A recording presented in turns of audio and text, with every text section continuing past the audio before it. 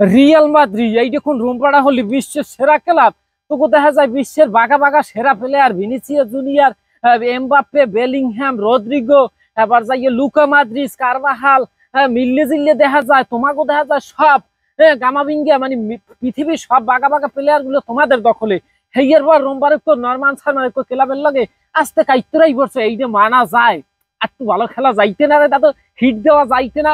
লালিগার প্রথম ম্যাচ একটা পয়েন্ট ভাগ হইবে কি লইগা, রদ্রিগো গোলটা না দিলে দেখা যায় তোমার কপাল তো শনি আনলে। মানে কোন রোমবার খেলাতেছে কালগো এই রিয়াল মাদ্রিদ, দেখা যায় এই খেলা আশা করি নাই। এবং হাইঙ্গরাই হজাক থাকিয়া মানে গুম খুইয়ে যে খেলাটা দেখছি বিঠা গেছে বিঠা। চিন্তা করেন রিয়াল মাদ্রিদ এটা বিশ্বের সেরা ক্লাব, তোমরা তোমাকে দ্বারা কোনো ক্লাব দেখা যায় এখানে চান্স পায়?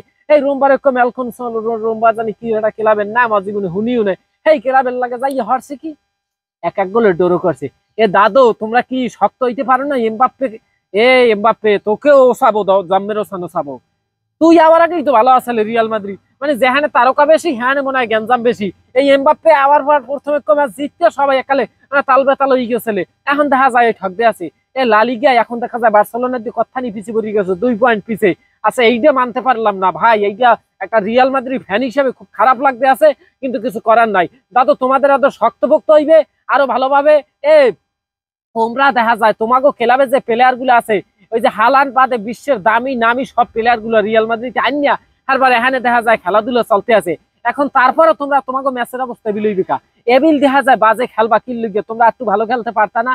প্রত্যেকটা প্লেয়ার এখানে হইছে যে চমৎকার খেলে, অ্যাটাকিং হইতে শুরু করিয়া মিড আপনার এই যে ডিফেন্স, এখন আপনি প্রত্যেক জায়গা দেখা যায় বিশ্বের নামি দামি প্লেয়ার গুলো এখানে আছে। এর পর খারাপ খেলবে কি লিগা? যাই হোক খুবই খারাপ খেলছে রিয়াল মাদ্রিদ, বাজে খেলছে।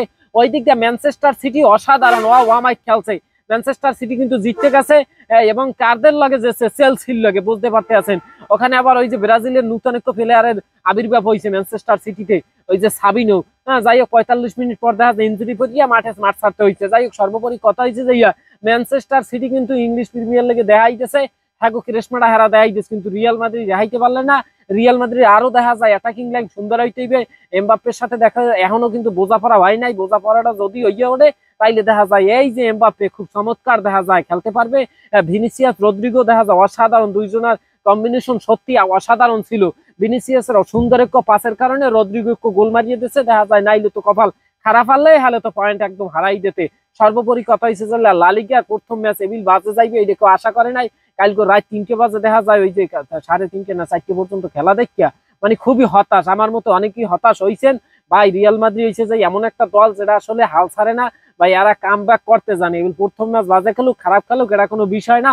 সর্বোপরি কথা হয়েছে রিয়াল মাদ্রিদ লোককে অনেক অনেক দোয়া থাকবে, শুভকামনা। এই রিয়াল মাদ্রিদ সামনে খুবই সুন্দর ভালোভাবে খেলবে এবং এই লালিগা তারা ইজ্জত পায়। কথা স্ক্রিনশট দিয়ে রাখেন, নাইলে ওই যে কমেন্ট করি আপনাকে মতামতটা বলিয়ে যাইয়েন। যাই হোক কালাবাই পেজটিকে ফলো দিয়ে পাশে থাকেন, দেখা হয় আবার আপনাকে লাগে সামনের কোনো ভিডিওতে।